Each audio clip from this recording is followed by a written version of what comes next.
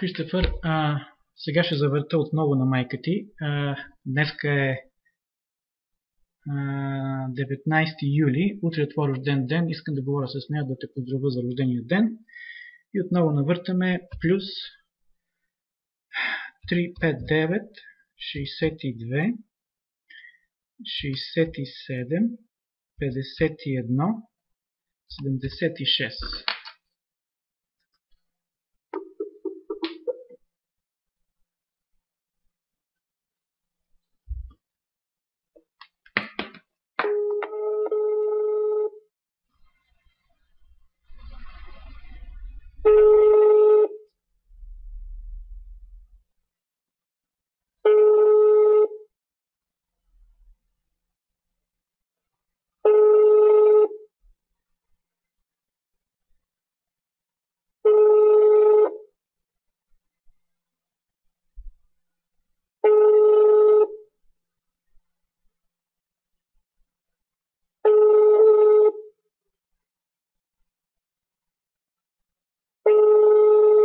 Никой не вдига. Вчера казах, че ще се обада, казах на баба ти, писах имейл, но те не се обаждат.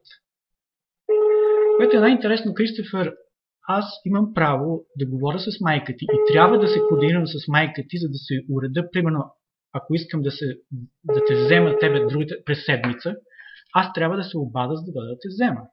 Тя трябва да ми вдигне. Ако искам, примерно, решил съм да дойда отпуска и да координирам евентуално взимане за 20 дена, които ми се полагат, също майка ти трябва да вдигне телефона, тя не вдига.